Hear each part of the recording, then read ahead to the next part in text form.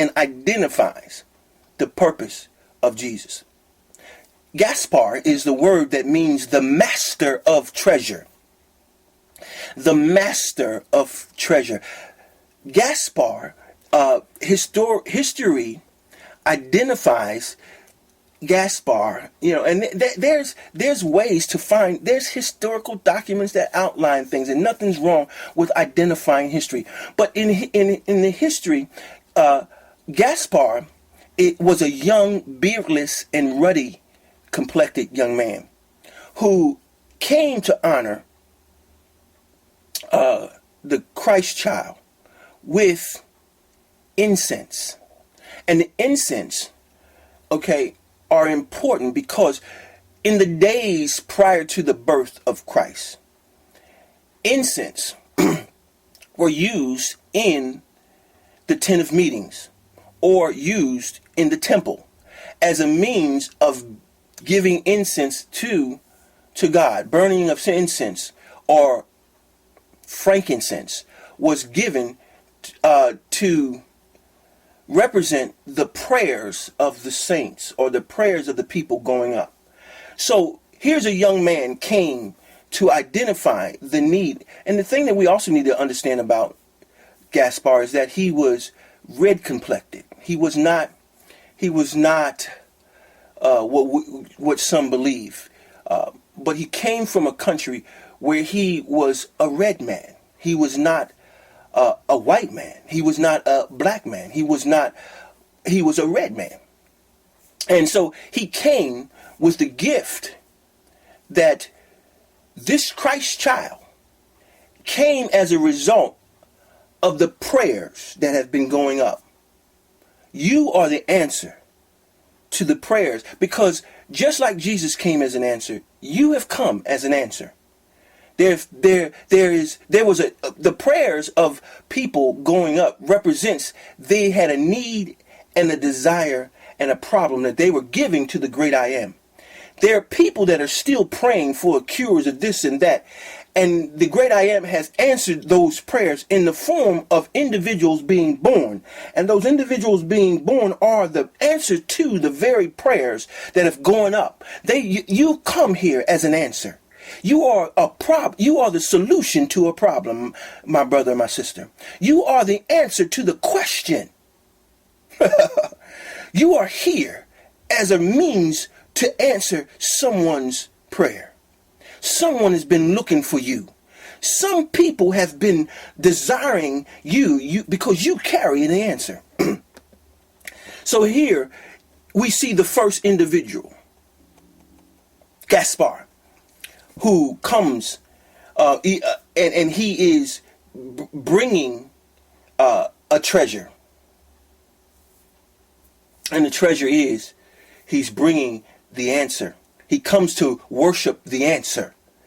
He comes to identify the answer and to represent that Christ is the answer. You are the answer again. Now let's go on, because I want to talk about the others as well. Melchor. I may be mispronouncing it. I may be, and actually, when we talk about Melchor was the one who came, and he was an older gentleman, and history doesn't really identify him from a racial standpoint, but it's believed that he was probably of a Caucasoid kind of background. Understanding that Caucasoid envelops a lot of other racial identification races as well, but that's not what's important. The importance is that he was an old man, very, very learned, very old, had white hair and a long beard, and he came to offer gold. He came to offer gold, and this gold, actually, I did take him out of order because Melchor was first. He is the oldest one. Gaspar is actually the second because he brought frankincense, because the three gifts are gold, frankincense, and myrrh. We understand that. So actually I should have mentioned Melchor first. But Melchor came to bring gold. Gold, why? Gold is what's used to identify and is brought to kings. So here Melkar is coming to bring and to identify purpose of the witness, this king being born. Jesus, the Christ, the word Christ literally means king. Jesus is not a religious person. He was not even a religious figure. He was a king, and a king is a governmental official. A king is a governmental entity. So here Melkar comes to identify a king, not a religious figure. Melkar was not even a religious man. Melkar was a king, as were the other two kings. They came to recognize another king that had greater influence. A king always has a place that's called a domain. And a domain is a place where is a physical place where the king reigns and rules. Now, lesser kings will always recognize other kings of greater stature by coming and bringing them gifts. That's what's going on here. These kings come to represent and to worship and identify and to recognize a greater king. So here we are. We have a king that comes with gold to recognize the king. We have another king that comes to recognize that this king is the answer of the prayers and the questions and the solicitations and the beckoning of many people. And then there's the third king. The third king that is a part of this magi. Melkor, by the way, also means a king. That's what it means. In the Polish language, it means a king. And Melkor originates from the Polish language. But let's move beyond that and look at Belteshazzar.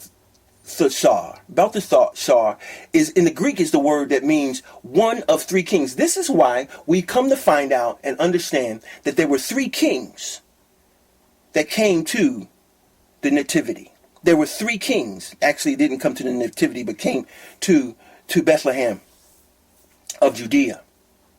Now, Belteshazzar, his name means one of three kings. But Belteshazzar was a black-skinned man and heavily bearded. And when he came, he brought a gift of myrrh. Now, the gifts were gold, frankincense, and myrrh. The third, myrrh, was always used in the burial of people. And the reason why it was used to offset the decaying process. And so myrrh would tone down the smell of the decaying body. So here we have something, the gift to identify something very, very critical about the Christ child. And that is this. Myrrh identifies humanness or humanity. It recognizes that this person was all man, subject to like passions of every man, born to live and die as every man. But what's most important about this man, this child being born, is that he comes as the king that is given the leadership role over the face of the earth. He is the Son of Man. His humanity is found in the Son of Man. You are the Son of Man. We all are the Son of Man. Who is the Son? Who is man? Adam. We all are offspring of Adam. And so here we're seeing that Jesus is born just like every man. He is coming to the earth legally like every man. And so he's being recognized as king, but he's king in the like passion of every man. He's king, but he's come as a human to fulfill his individual, purpose in the earth. I know this is a lot, and we've only touched the first verse, because here again we talk about the physical makeup of Gaspar, Melchior, and Belteshazzar, and those are parts of purposeology. They are the design. Every one of us are born with a physical design. The physical design entails not only your sex, but your physical makeup. You have someone here that was white. You have or that's could have been white. You have one that is of a red countenance or complexion, and you have one of a black-skinned complexion. And so it would lead me to believe that the first is, or Melchior, is of a Caucasoid persuasion. And why? Because it's incredibly imperative relative to their individual purpose. They came as kings to recognize the king, and they brought that, not only themselves, but they brought their people. See, you bringing something, you come to represent and to touch people.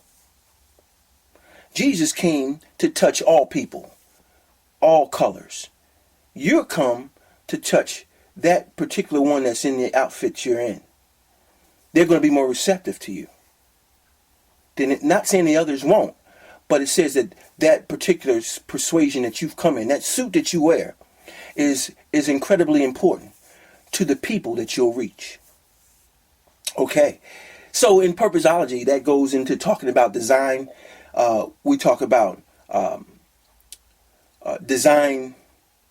We talk about mission, and we talk about assignment. Those are. We get more into that. Being able to identify it for yourself in your own purpose. That's a lot, and we've just covered one verse. And in the 40-something minutes that I've been talking to you, I've numbered for you maybe 5 or 6 components of purposeology. 5 or 6. In the last, we design. We talk about mission, assignment. That's 3. We're talking about numerology. That's 4. We talk about phenomenology. That's 5. We talk about geography. That's 6. We talk about being born. That's 7. We talk about sociology. That's 8. Just in one verse, we've outlined 8 components of purposeology. and I can show you every historical figure in the same way. This is what the science does. This is how you find purpose. This is how you find purpose. So I'm outlining you in this season of nativity that Jesus was not an accident, and that Jesus never came to bring a religion, but to bring a governmental answer to the problem of his day. Let's move on to verse 2. And in verse 2, we're going to identify some more things that are relative to purposeology. And reading verse 2, it says, saying, now let me paint the picture before going into verse 2. The Magi came to Bethlehem of Judea, and they came there looking at a specific time. Now, what we've got to understand is the Magi came, and they're saying some things, and they're saying they're looking for a king, and in looking for this king, they're going all about Bethlehem. They're going all about the city and the state, trying to find this king. And so that now in verse 2 it says, they go on about saying, where is he that is born King of the Jews? For we have seen his star in the east and are come to worship him. Now listen, they're going about asking people, where's the king? Where's the king? Because Of course you know that there's a king here. They're asking people, of course you know that there's a king born here. Don't you know? And so they're going about asking the people, where's the king? Where's the